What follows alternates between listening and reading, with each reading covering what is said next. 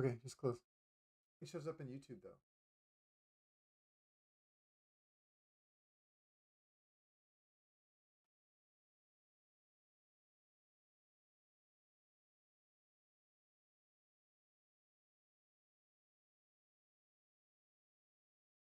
It's in YouTube though.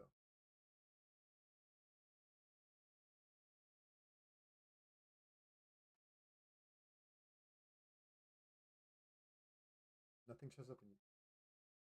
Okay.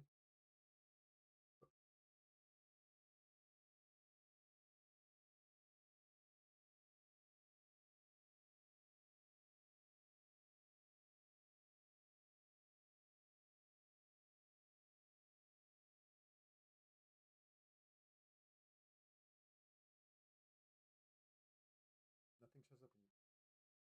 Okay.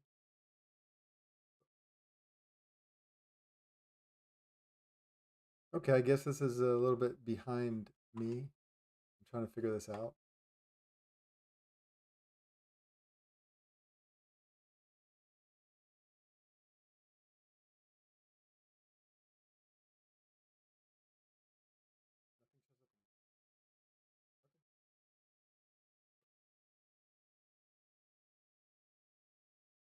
Okay, I guess this is a little bit behind. Wow. Okay, that's about 15 seconds behind me. I'm trying to figure this out. All right.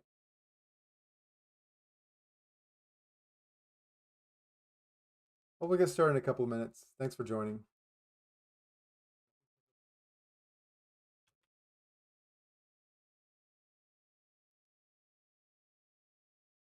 Okay, I guess this is a little bit behind. Wow. Okay, that's about 15 seconds behind me. I'm trying to figure this out. All right. Get used to that.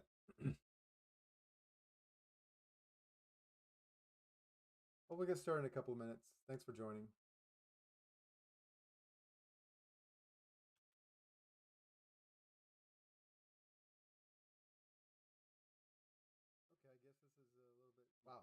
Okay, that's about 15 seconds behind me. All right. Get used to that.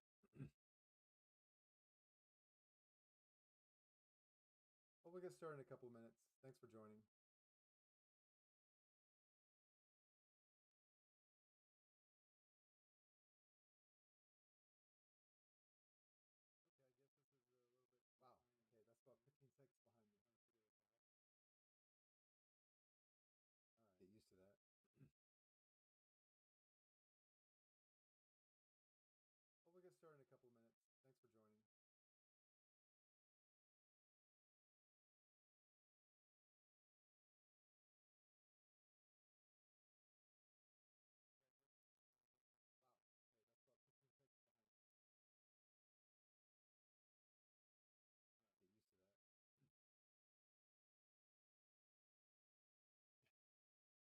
Should I not be here?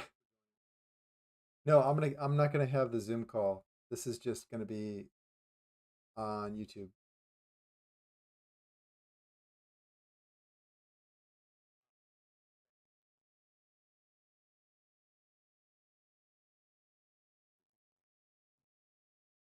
I don't like this. I like being able to interact with everyone, but that's okay. Let's just try this and see how it works. Here?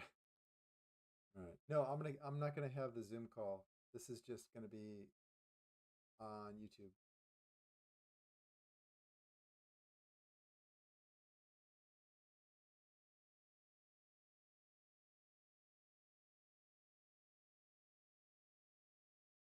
I don't like this. I like being able to interact with everyone, but that's okay. Let's just All right. So it's after 7. I'm gonna get started. All right. No, hey, Mr. Bolins. I'm not gonna have the Zoom call. This is just gonna be. This is my first time really doing a live feed like this, so it's weird. I've got like several applications. Yeah, there's Nico. Sorry, I've got several applications running. I'll figure it out. I don't like this. Anyways, I'm gonna cut off this Zoom because we don't need it. All right, so it's after 7. I'm gonna get started. All right, cool. Hey, Mr. Bolins. All right. This is my first time really doing a live feed like this, so it's weird. I've got like several applications. Yeah, there's Nico. Sorry, I've got several applications running. Okay. Figured out. So let me get started. Thanks so much. I appreciate your patience. I'm still learning this. So it's after 7. I'm gonna get started. So what I want to discuss today, and it is October 5th. This is John Jay. I appreciate you joining this live feed. It is being recorded, of course. Um, the title of what I wanted to discuss is called Financing Your Life.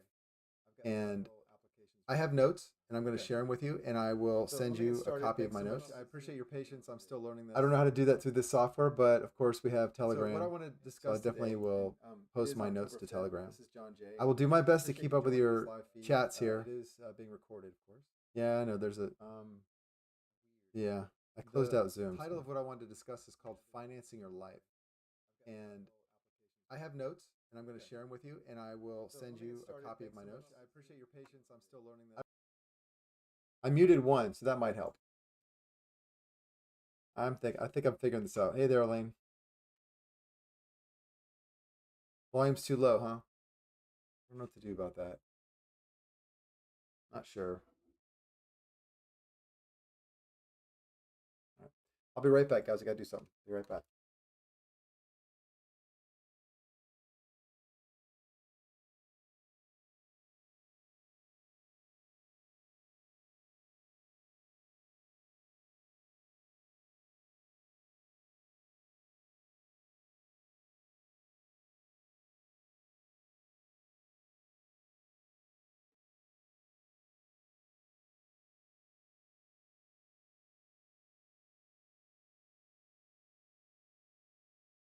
Well, I hope there's not too much background noise.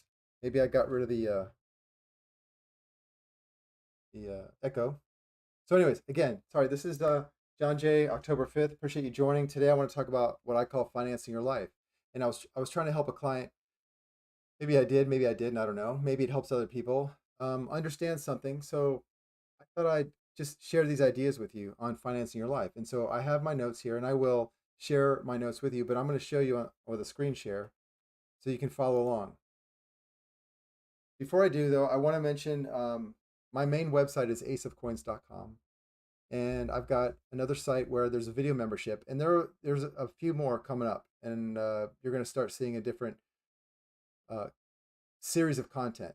All right, but the other one is crypticaccounting.com. Crypticaccounting.com is an accounting firm that does accounting for people, especially those that are in cryptos, and they understand that they don't need to ask you about your crypto investment unless there's a gain. So they do what they're supposed to do. That's why I brought them on board. And instead of me trying to help you qualify an accountant or bookkeeper, we already have it. These guys are experts at US tax law. They can never be called by the IRS to testify against you. Anything you disclose to this accounting firm is completely private. It does not involve attorney client privilege. What happens is they are completely outside the purview of the IRS to summon your records that are within their custody. Crypticaccounting.com. So check it out. Today, I'm going to talk about financing your life. Let me just get my notes here. In fact, I'm just going to use what I've got. So this is what, let's see if I can scroll through here.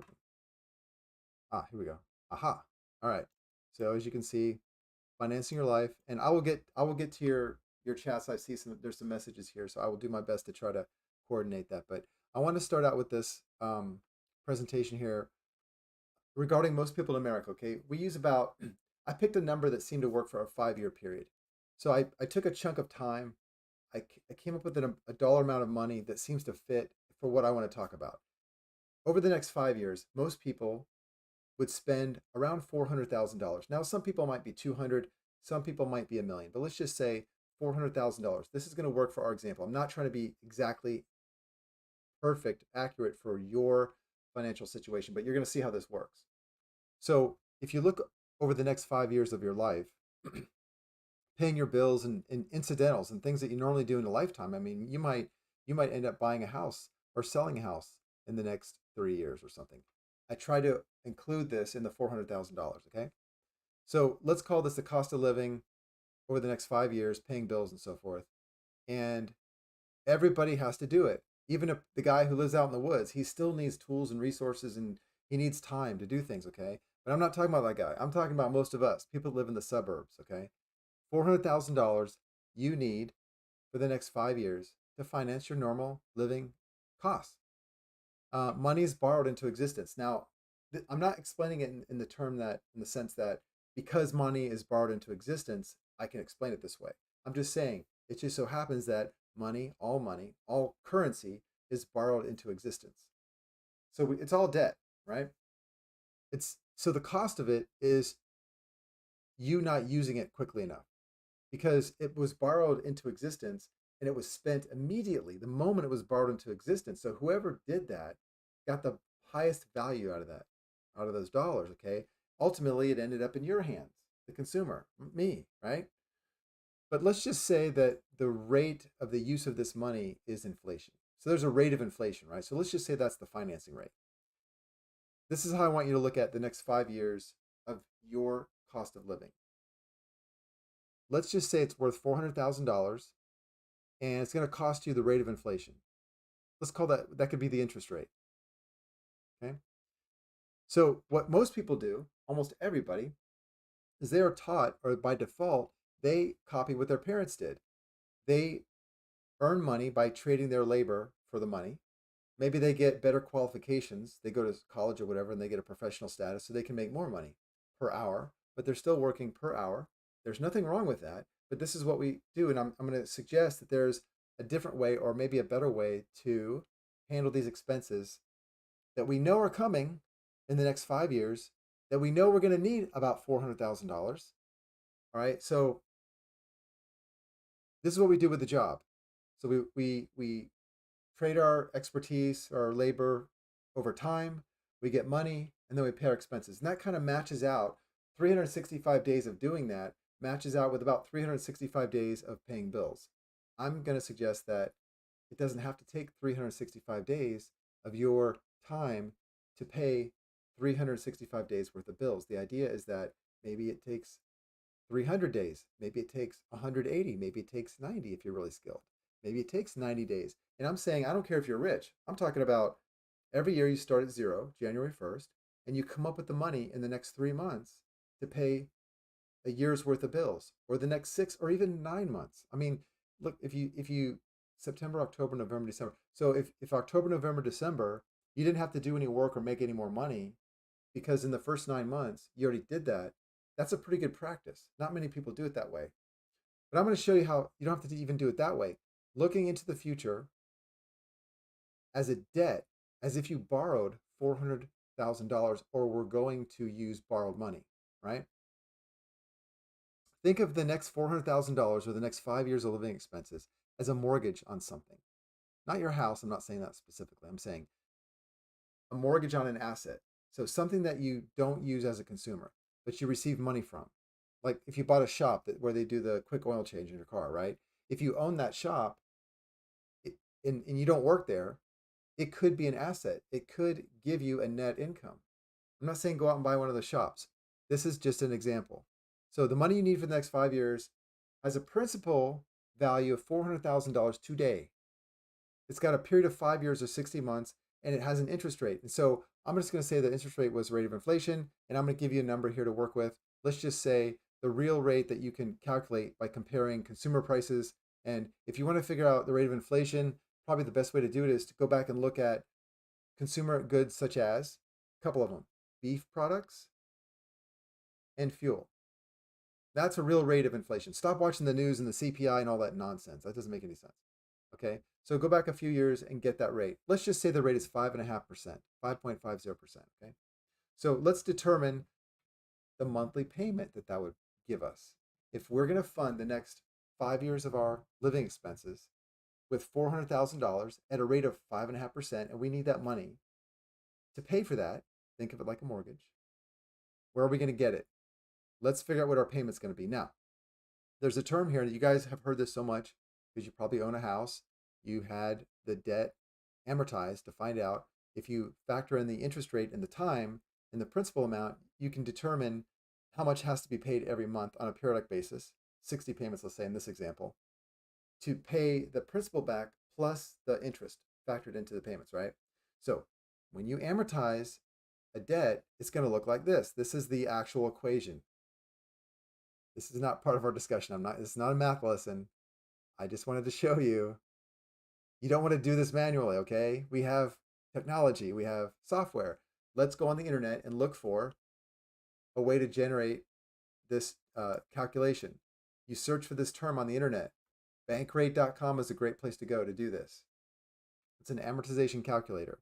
So, and this is, I tell you what the terms are. Okay, if you want to look, some of you want to look at this. This is the actual algebraic equation that is used to amortize the time value of money. Now, I want to make a quick example here. This is what's being done for everybody. Your labor that you put out into the world so that you can pay your bills, that has been calculated by somebody else to find out what your labor is worth. You're being used in that way. I'm not saying it's a bad thing. I'm just saying this is how commerce works. This is how the economy functions. Okay. Your labor is being discounted. Now, that's probably a subject unto itself, but your labor is being discounted. Someone else is selling your labor. And I know that I've done this before. Right. So I find somebody who's got skills. I'll give an example. Like I just mentioned at the beginning of this conversation, this call, I have an accounting firm. These guys are experts in accounting. I'm not, but I don't need to be. I just know that they will do the job for my client. My client is different than most other people in this area. Okay. So the accounting firm, they agreed to take my clients, and I get a piece of the money that gets paid to these people that do this, these professionals that do the accounting, as you can imagine. So the cost of their labor is X, and I'm able to sell their labor, their skills, and I'm able to get a little bit of money off the top of that. This is done all the time, okay? That's actually the definition of being an employee. Not a problem. It's just how things work. It gets us a lot of good things in society, okay? So we go there, we do the calculation, back to what I was saying on the debt, and we find out that in the end, in the 5 years, we're actually going to pay 458,000, right? Because we're gonna lose some value, so we need more units of currency. We're gonna lose some value because it's gonna take 5 years of using this money. So there's an interest rate, there's a time value there. So someone is making interest on this money, right? We understand. So my monthly payment is $7,600.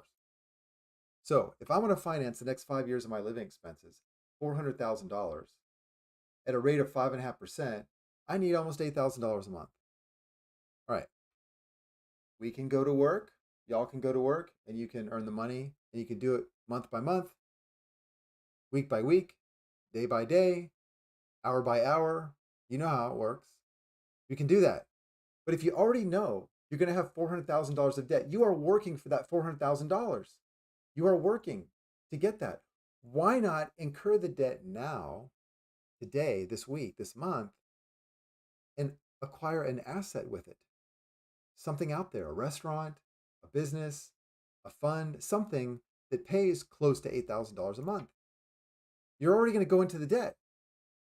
Why not let somebody else go into the debt? If you do that, it will serve other people. It will help them. You're not exploiting people. This is how things are done.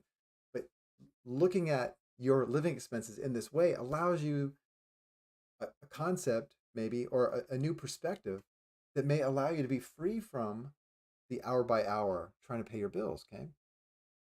So where do I get that? How do I get an asset? Everybody asks me that, John. How do I do that?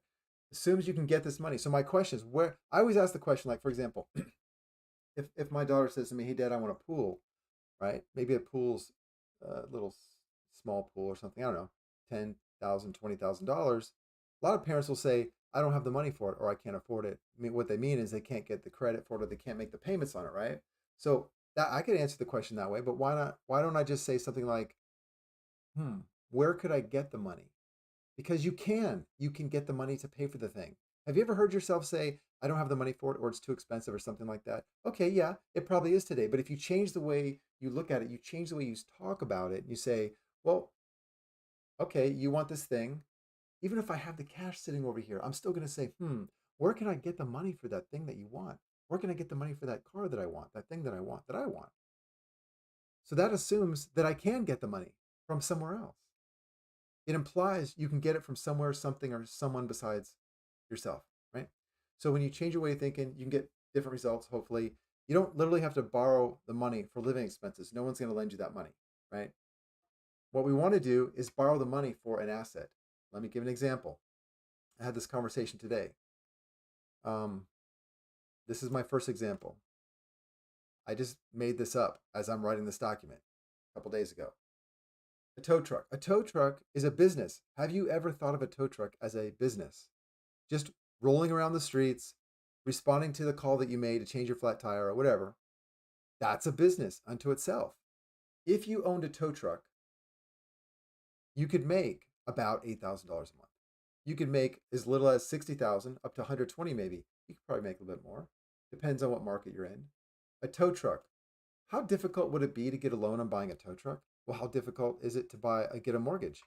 I'm going to bet that it's easier to get bank loans on a tow truck. I'm assuming you have decent credit. Okay, let's say that's required. That helps.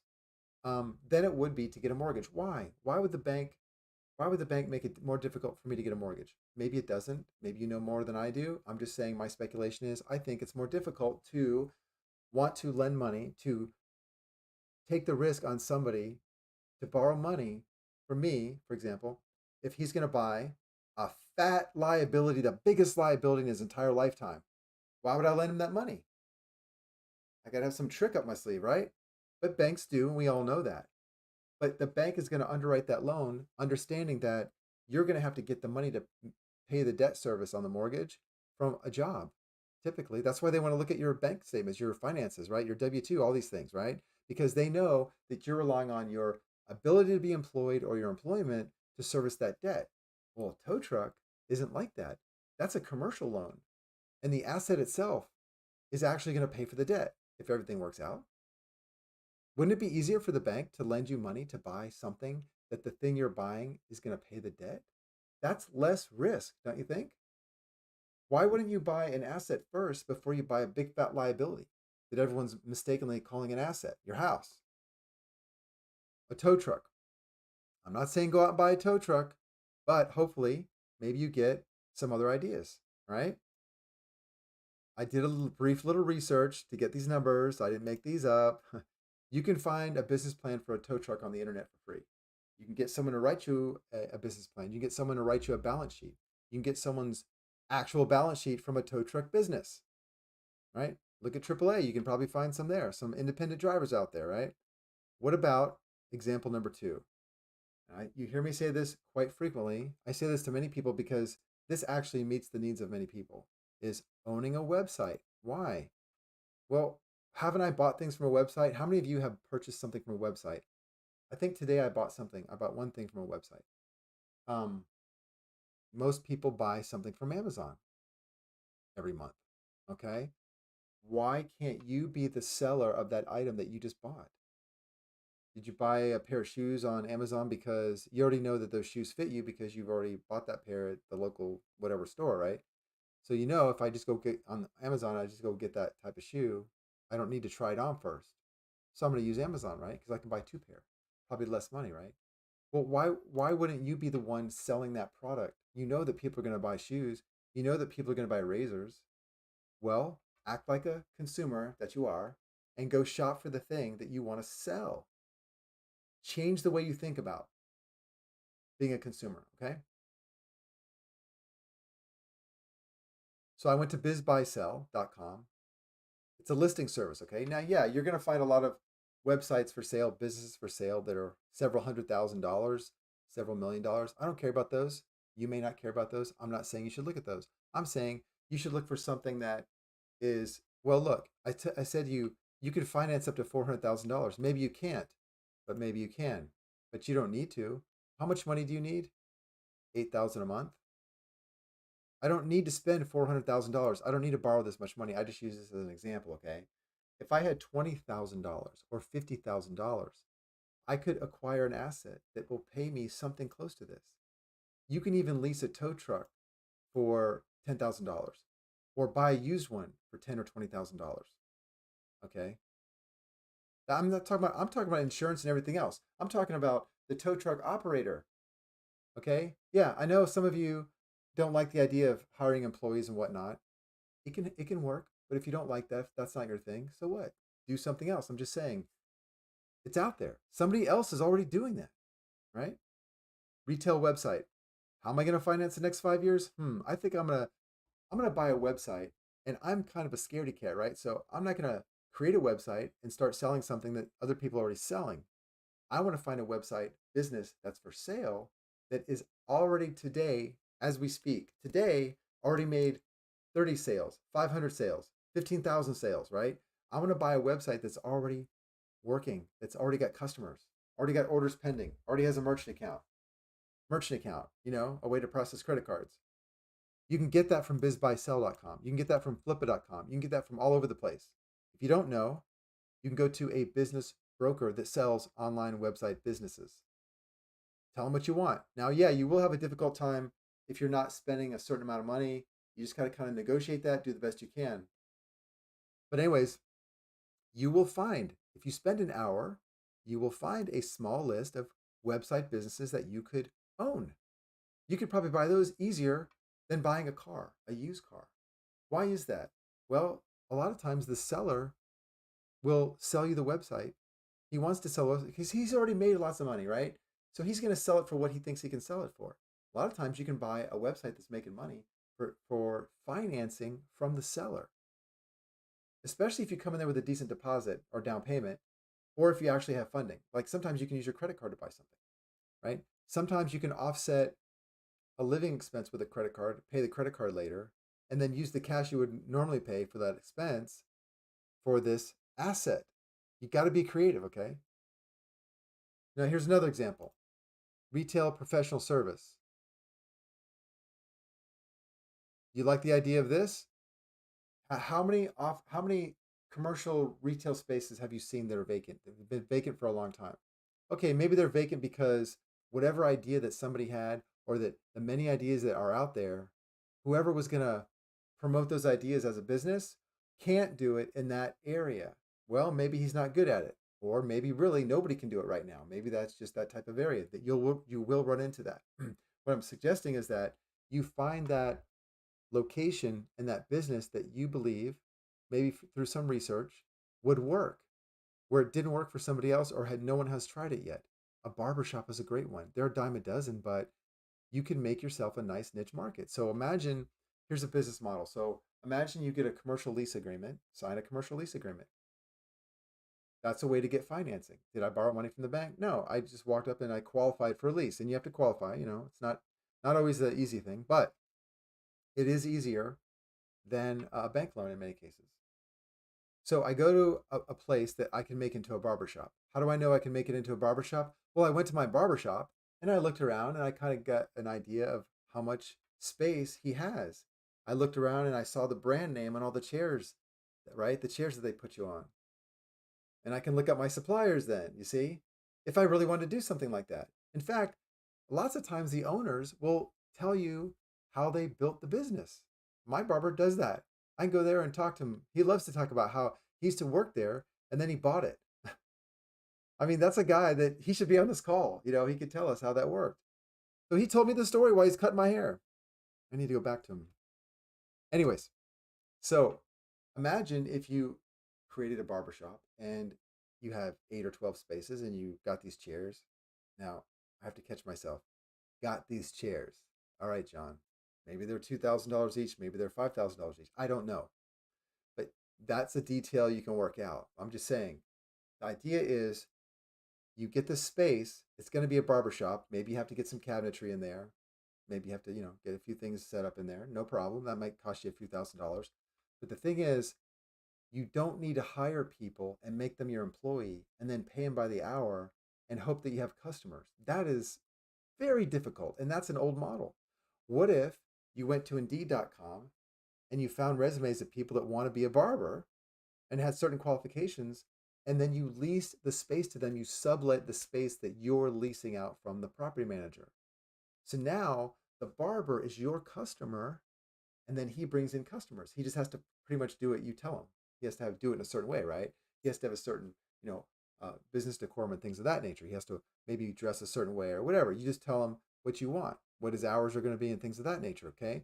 Where do I get all these barbers from? Well, Indeed.com is one place. There's many others. And yeah, you're financing. Commercial lease agreement. That is a form of financing. What was my financing here? The website. The seller. Well, maybe I can get it from my credit card. Maybe I can offset a living expense I normally use cash for with a credit card, right? And I can use my credit card. So I'm just saying it's within your reach. And yeah, you don't have to go into $400,000 of debt to pay $400,000 of the next 5 years of living expenses. And maybe for you, maybe it's 200,000, right? But I'm just saying you can do these things and make $8,000 a month. And yeah, it is work up front, and it might fail. It might not work, but eventually it will. Okay. So the financing is from the seller in many cases, and a lot of these, like, you can find a website for $10,000. Who doesn't have $10,000? You can find $10,000 if you think you don't have $10,000 in probably a 4-minute conversation. I'll show you where to get it. You never thought of it before. I just need to know a few things about you. I usually do that. The tow truck, I would say it's an easy stretch to get a bank loan for a tow truck. Okay. Lots of times you can probably use your own money and get a used truck. You can lease a truck, or the seller might give it to you.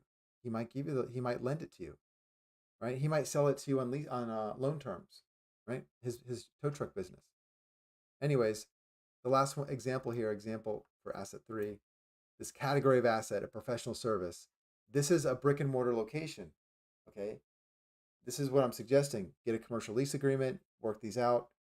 Um, anyways, there are more examples. You guys can probably think of them yourself. All right. So this is the actual website link. I will post this on Telegram so you guys can see. All right. So let me just flip back here. Let's see if there's. I'm sorry we can't talk to each other. We have to go to chat here and see what's going on. No Zoom, but yeah, it's here. Yeah. What is an LOC? Can you use a LOC? I don't know what that means. Okay. Your example. I'm not saying go out and become a barber. Yes, you're right. Yeah, sure. Use something that is, it's always working. Go look in your neighborhood and see what's always working. I'll give you an example. I know I didn't even talk to the owner, but I know what he did. He got office furniture. I'm sure he probably bought it out of somebody's bankruptcy filing. That's another thing. You guys can buy up stuff that you need through a bankruptcy filing. You just have to go look for it. Go shopping in a bankruptcy court. Did you know the bankruptcy court has an actual form you can fill out to buy stuff? To buy stuff from the trustee, because he's supposed to sell it. He's supposed to sell it at huge discounts. I say huge discounts. He'll tell you fair market value, but yeah, it's huge discounts. Anyways, so this person in my neighborhood, he did this 15 years ago. There was a strip mall location next to a grocery store. I think it was Publix. It was empty. So he acquired this office furniture. What the heck do you do with office furniture? Did he open an office building? Nope. He opened a theater with a dine-in theater. So he has a kitchen in there and he has a big movie screen. It's just one big movie screen. No, actually, no, I take that back. And he's got like 4 sections. He sections it off. The floor is not ramped. It's all flat. And all he did was put office tables and office chairs, comfortable office chairs, and he has a kitchen and a menu. So you go in there to watch a movie and he charges $5 for the movie, okay? So the movie theater is $15. If you go to his place, it's $5 because he imagines you're gonna buy some food and that's where he makes his money. Right? What does that take? A couple of licenses to do it, health inspector to come in. It's not that hard. So it's another example. Okay, so you're asking about a line of credit. Definitely get a line of credit. And by the way, guys, if the bank offers you a credit card for your business, they're lying. The bank employee is not informed. He probably means well, but he's not going to give you a credit card for your business. What he's going to do is give you a personal credit card and he's going to put your business name on there, and then it's going to alleviate the legal duties of the bank under the consumer protection laws. But they're going to underwrite it with your credit. So yeah, get a line of credit. Look, let's say you pay cash for one of these setups. Let's say you paid cash for a brand new tow truck and it's working great.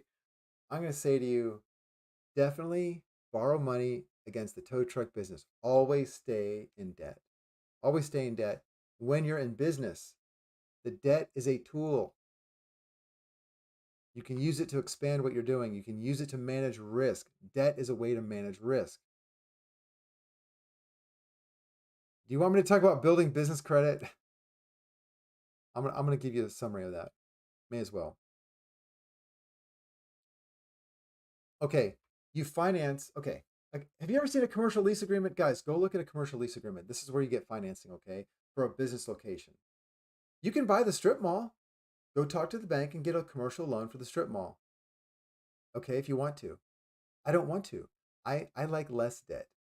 I'll go talk to the property manager and I'll get a commercial lease agreement that lets me pay month by month.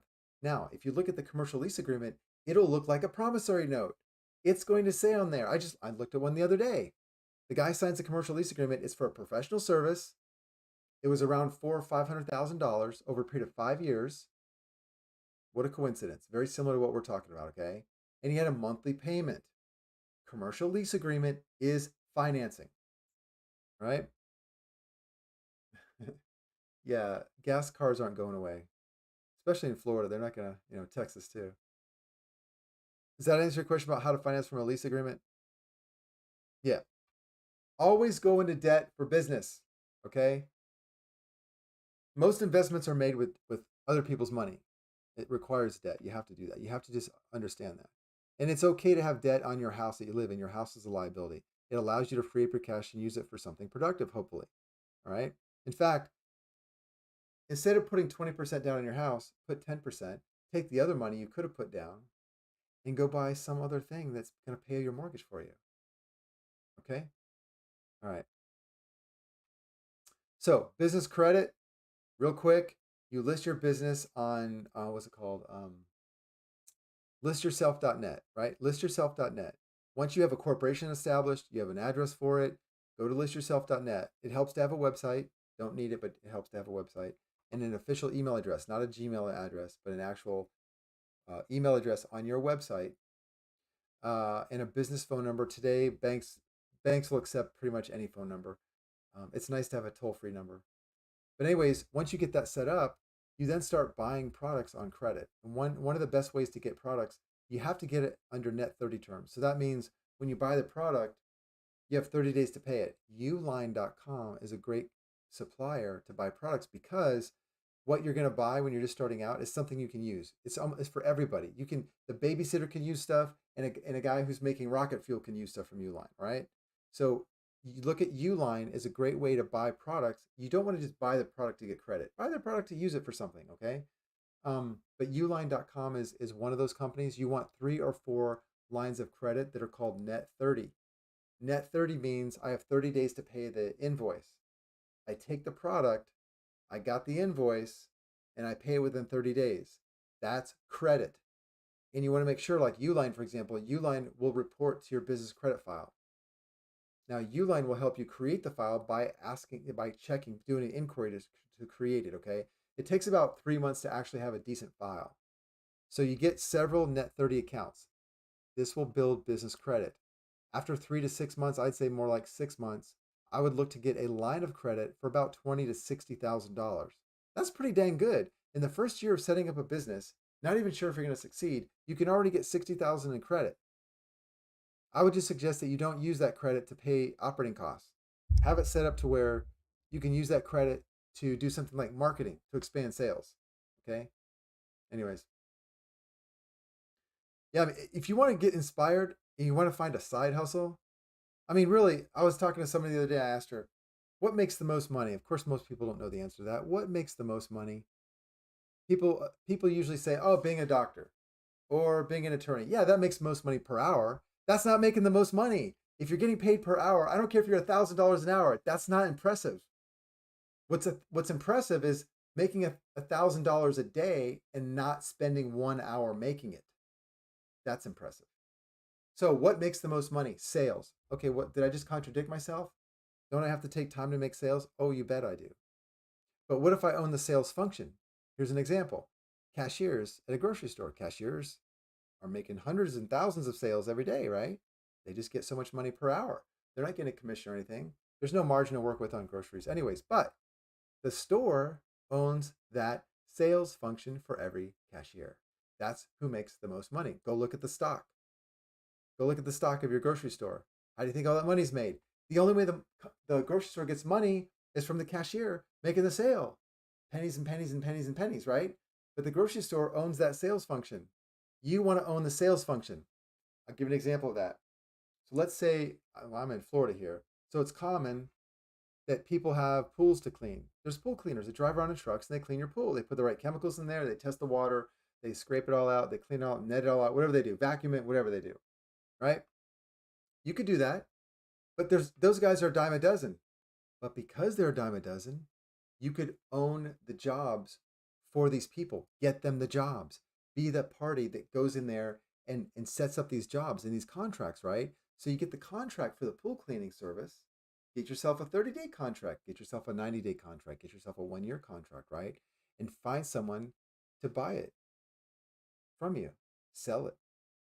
You factor in a discount rate, right? So you get something off the top again, kind of like I do with the accountants, right?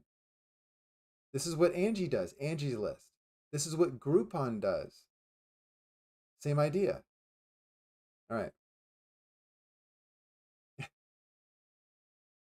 Yeah, okay, so your first commercial lease is going to involve your personal credit. So it does help to have good credit. Don't let that stop you.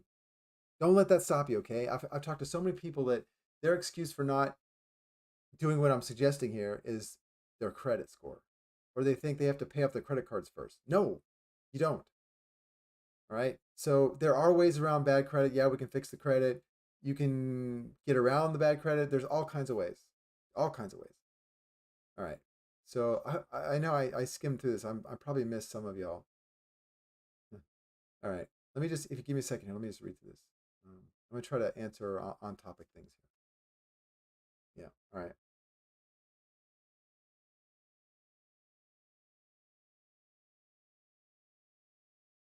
Okay. Yeah. Look, someone made a comment about the economy is suffocating. I would just suggest to you that the economy is in your head. It's a fiction. Stop watching the news and listening to this bullshit. There is no economy. If you go outside and talk to some people, you can make some money. You can help people. You can sell products that people want. Forget what the economy is. It doesn't affect you. It's like saying if I have an average of numbers, if I have a whole bunch of numbers, hundreds of numbers, and I average them together, that number is not the representative of the list until except for one factor. That's the what we understand as the average, right? It's not the list. The economy, there is no such thing as the economy. You have pockets of economic activity. I'm going to say tens of thousands of pockets of economic activity. Stop listening to the news that says the economy's bad. Maybe it's bad in Detroit. Maybe it's not bad in Orlando. All right? Don't let that be an excuse either. We don't care about the economy. We're not trying to control the economy. Ignore it. Ignore the economy. There is no such thing. All right. You can get net 30 terms that are net 60 terms and net 90 terms. But I'm just saying when you start getting into it, you'll find out what you need. Right? So hopefully I answered a lot of that. Let's see here. Yeah, I mean the economy is a fiction. Okay, having more debt is a way to manage financial risk. Got to get this programming out of your brain. Listen to what I just said. Just let this sink in. Let me give you an example. All right, let's say I want to buy a small piece of real estate. Let's just say it happens to be I need $100,000 of loan money to buy this piece of real estate. Okay, and my uncle Bob has $100,000. He's a nice guy, so I call him up, and Uncle Bob lends me the $100,000, and I give him more interest on. I give him more interest on there because he's not a bank. Whatever. It lets me get the property. Okay, and I start paying him. What does Uncle Bob do? He's the holder of a note for $100,000 plus interest. Good for him. But how does he offset the risk of tying up his capital in maybe it's a liability, my liability, and the liability of collecting that and hoping that the thing I'm using to pay off this $100,000 is going to work for me. What if it's my job? What if I get fired? I mean, look at all this risk, right? So here's how you use debt to manage risk. First of all, I didn't have to come off my cash. Uncle Bob did that. But now Uncle Bob has the problem I had before. Maybe he has somewhat of an asset, okay, because he lent the money. I have a pure liability. I bought a house with it. But how does he offset his risk? Can he call up one of his buddies and sell the note at a discount rate? Probably not. He wouldn't even know he could do that. So he's going to be out his cash for a while, right? That's a heck of a lot of risk. Well, if I go to a bank, what does the bank do? The bank is in the business of, you say lending. Okay, I'm going to tell you that you're wrong. The bank is in the business of borrowing. That's all it does. That's our problem. That's our plight. That's our feudal economy. What? Here's what's happening. The bank lends me the money. Now, the bank has the ability to just simply sell that paper to somebody else and get its money back immediately, even before the sale closed, right? Banks do that. You know that. Then they pull them together and they keep on doing it to each other, right? What some of you tell me what's going to happen after that. At some point, there's no more passing off the debt. What do? You're going to love this. The banks hold these receivables, these notes on their balance sheets, and they give them ticket item, a ticket name or something, a symbol, or they put them into a fund and they sell them back to you on Wall Street. They sell it to your IRA. Picture a snake eating its tail. Okay? Everybody around you is getting rich off of debt, and you think debt is bad. And I'm telling you that debt is a way to manage risk and it can make you rich. I just shared with you a few things that are within your reach that you can do that with, right? So let me see if I can find it. Let's see here. Any questions? I'm going to look at chat here. I'm sorry, that's all I know of to do right now. I'll look at chat. Do you have something to ask me?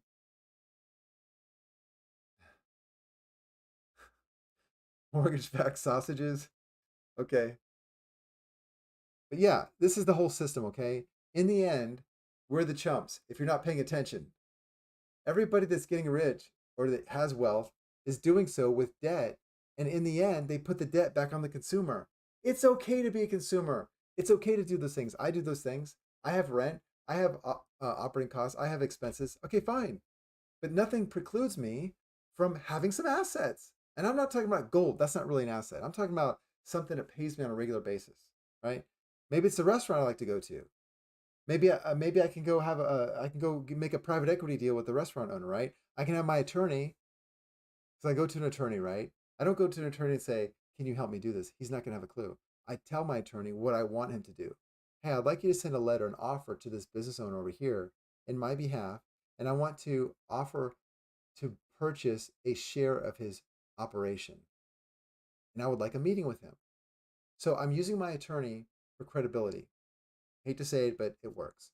Maybe I'll get a meeting with him. Maybe I'll have to try 3 times to get a meeting with him, right? Maybe he wants to do something. He wants to, have a meeting somewhere, whatever. So I have a conversation with somebody in my neighborhood that I can probably buy part of his business. Why would he sell me part of his business? Maybe he has $1 million of equity available that he'd be willing to sell. I only want $200,000 of it. Why do I want 200,000? Well, he's done all the work to create a return on his capital. And now, after the party's already started, everything's already paid for, I just want to come in there and put in $200,000 and get the same return he is. He did all the work, took all the risk, and then I get to come in there later and hopefully he'll do it. Why would he do that? Because he doesn't have the $200,000 that you have. He doesn't have that liquidity. If you buy into his company and agree to a certain share percentage or whatever, he could take that $200,000 and open that new location he wanted, make more money. You see how that works? All right.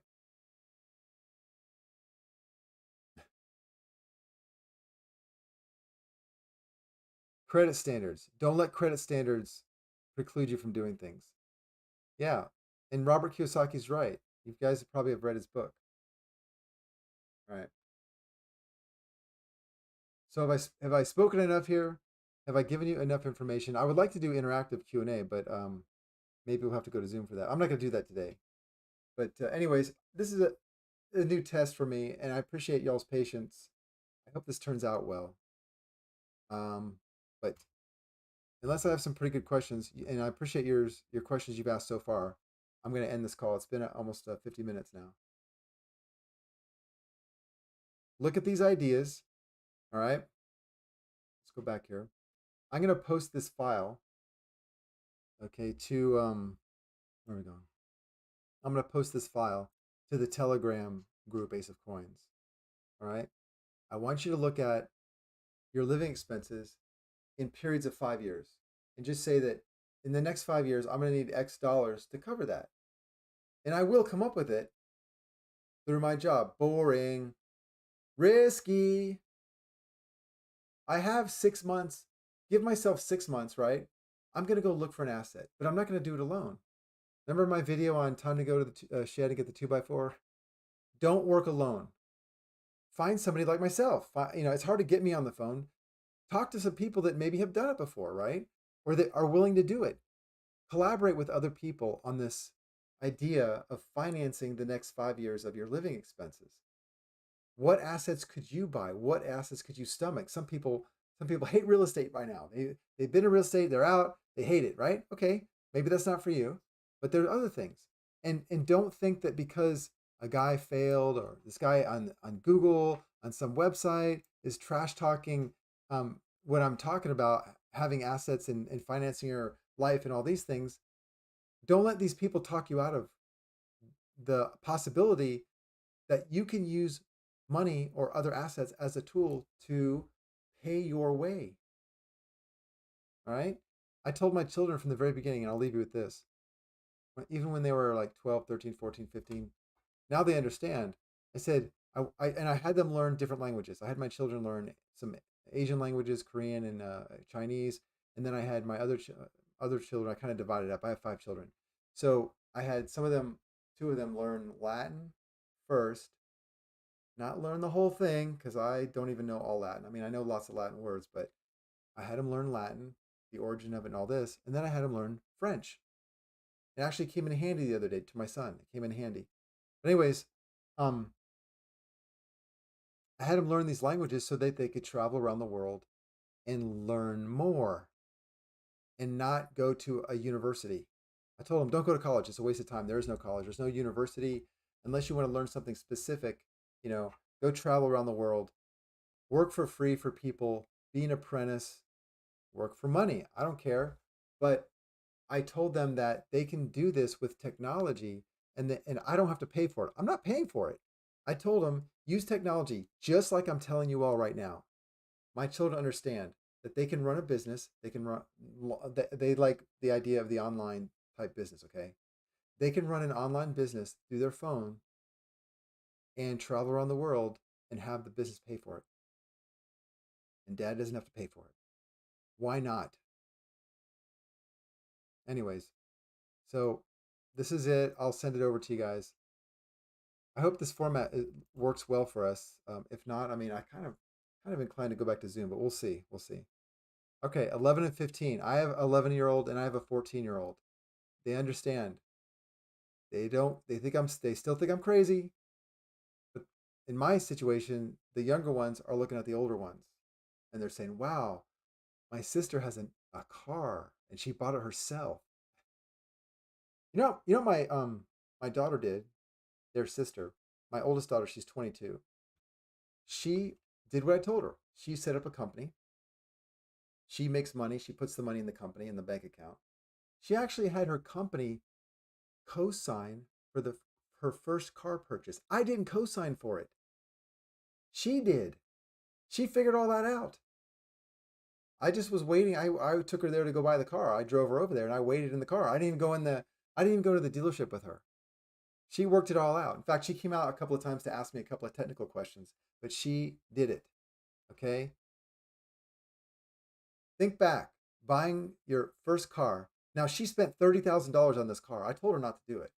She still has to find an asset to pay for it, but she managed to figure out how to use her corporation to co-sign for the purchase of her first car, not her parents.